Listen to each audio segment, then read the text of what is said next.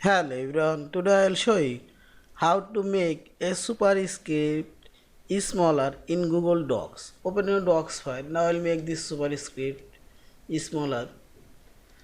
Simply select your superscript, dragging your mouse. Now here you will find this font size option. Simply select decrease or minus option and see this superscript already decrease. Also I'll decrease this one. Select here, also this one.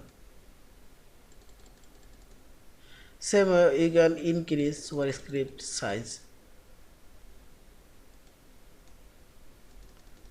increase in this way you can change superscript font size as you like.